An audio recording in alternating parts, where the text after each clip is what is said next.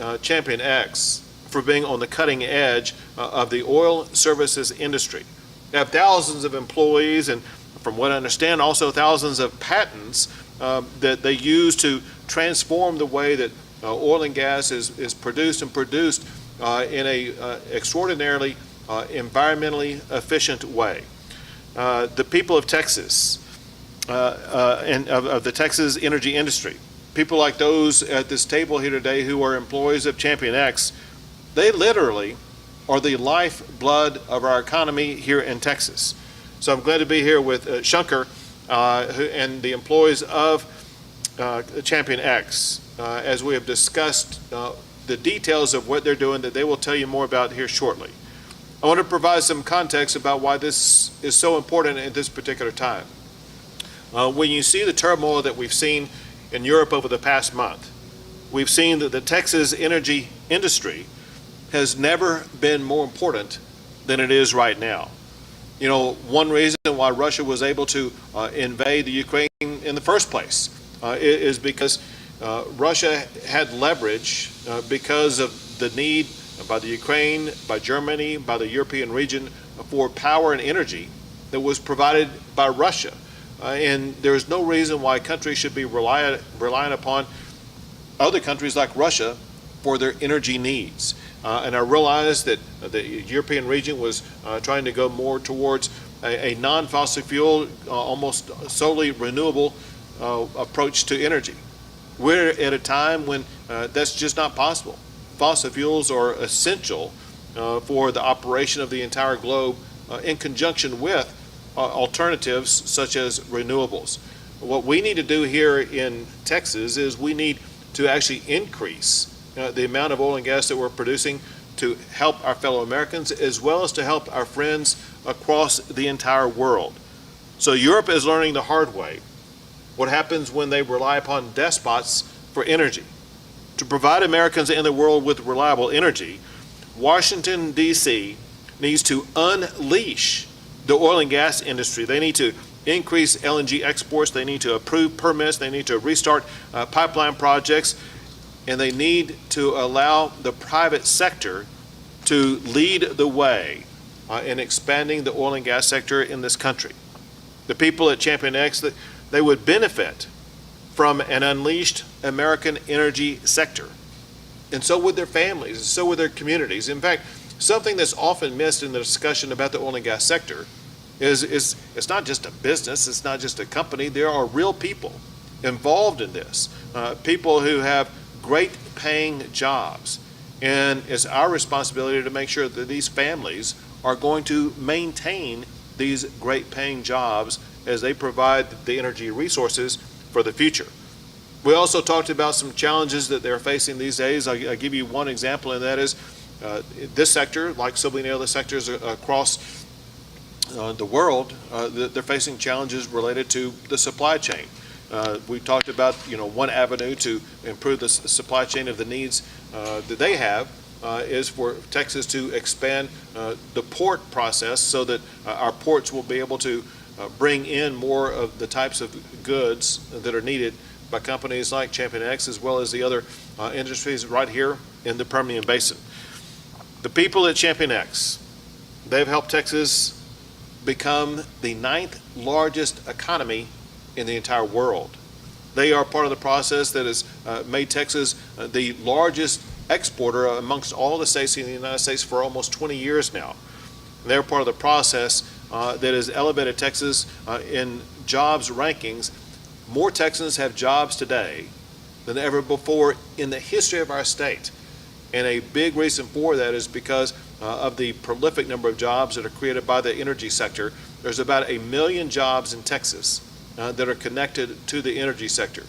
What they do is incredibly important for a state, but more importantly, is vital to the future of our state, our nation, and the entire globe. And I want to thank ChampionX for the role they play in advancing that cause. To explain more about that, I'm going to now turn things over to Shankar to tell you more about what ChampionX does, as well as the innovations that they are bringing to make sure that we are moving well into the 21st century with regard to the advancements and technologies used to produce oil and gas these days. Great. Well, thank you, Mr. Governor. We really appreciate you taking the time to come visit us here at our facility here in Odessa, Texas.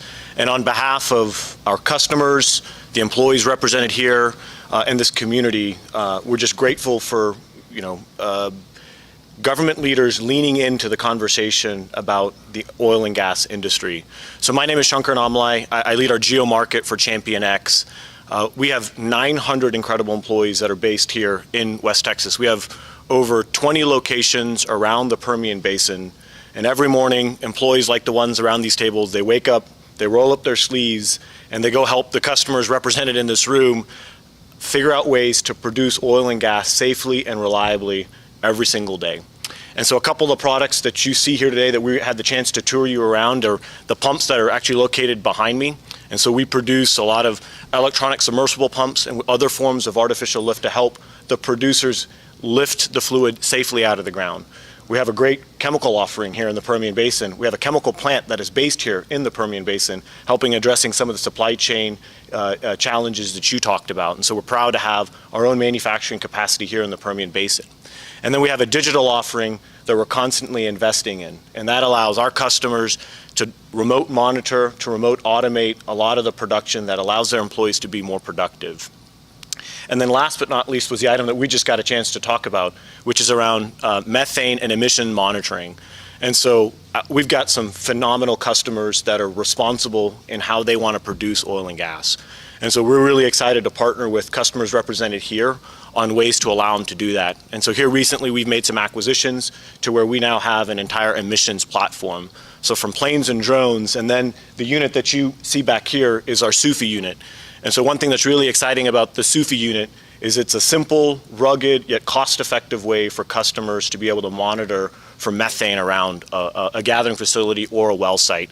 And what that allows us to do in the Permian Basin is with these 5,000 units that we've deployed, is it really allows us to make the Permian Basin a low carbon intensity basin.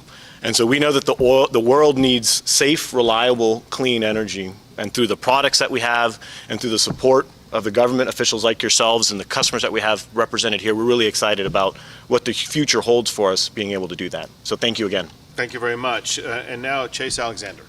You bet. First off, I want to thank our dedicated employees and our customers for coming today. But Governor Abbott, to you and your staff, thank you for coming and listening to the challenges that our people face, both in their personal livelihood and their professional livelihood. So thank you. You know, when you think about ChampionX, we consider ourselves a global leader in artificial lift and chemical technologies. And we're really based here in the Permian. So dating back to the mid-1900s with Harbison Fisher and Champion Technology starting off, we know the basin. And through those last 75 years or so, the basin has adapted, and it's usually led by, as you said, private sector that is driving those changes. So that's what brings excitement to us at ChampionX, that we can go identify those new technologies to drive success, leading to more efficient production, more effective production, safer production, and cleaner production for our customers. So again, thank you for coming, thank you for listening, and helping us eliminate some of the barriers that keep us from being successful. Thank you, and thank you for what you do. We'll be able to take a few questions. Governor, I'm not Campbell, I'm Odessa, American. Is there anything that the state can do to help increase production of the basin, leave up the midstream, and expand the refineries? So, there are several things that the state has done and is doing to both increase production from top to bottom. A challenge that the oil and gas sector is facing in Texas and as well as across the United States is there is a hostility by some against the oil and gas sector.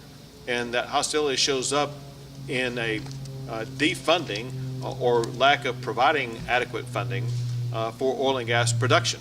And that's one of the reasons why there had been inadequate investment of capital to produce more oil and gas. And as a state, we had the attitude, if you are a financial business that are going to divest from investing in the oil and gas industry, then the state is going to divest in that financial institution.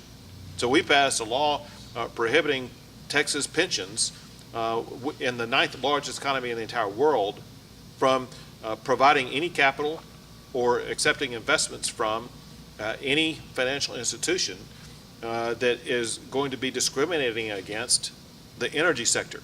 And we've seen incredible outcries from big banks like Citibank because they're no longer getting the municipal bond deals they used to get.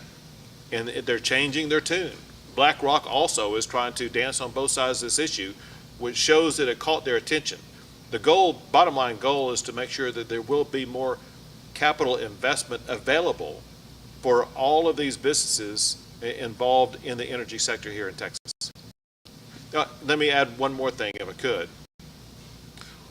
A problem that slows down the oil and gas process is the heavy-handed regulation and the slowing of the permitting process. And what we do as a state, the reason why Texas has been ranked the #1 state as the best state to do business in, the reason why Texas has been repeatedly ranked the #1 state for economic development is because we operate at the speed of business, which means that we accelerate the permitting process, we reduce regulations so that businesses can operate more quickly, including those in the oil and gas sector. Another example along those lines of what we did, we worked on laws, working in collaboration with all stakeholders to improve the eminent domain process, to accelerate that. So with that said, Texas can accelerate the permitting process all we want. If the federal government is going to slow it down, it's going to be their responsibility for inadequate production of oil and gas, which is something that Americans need to know. If you go back to the increase in the price of oil and gas and a byproduct of that, gasoline began increasing back about the time that the Biden administration took over. It wasn't the Russian crisis that caused it. It was the oncoming regulations, the oncoming slowing down of the permitting process, the immediate decision to shut down the Keystone Pipeline, things like that. People knew all those decisions were going to lead to a decrease in production of oil and gas. Without the supply of oil and gas, with the ongoing demand in the aftermath of coming out of COVID, that naturally leads to price increases. The Biden administration bears responsibility, but also bears the duty of dealing with the high price at the pump. And the way they can solve that is to accelerate the permitting process, open up more pipelines, stop the prohibition of producing on federal lands or offshore, and to get the American energy industry going again. Hold on a second. No, you got cameras in front of you. You can get your. You can,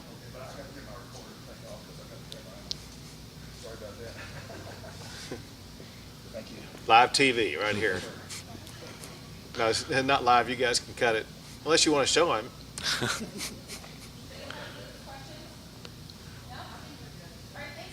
Thank you all.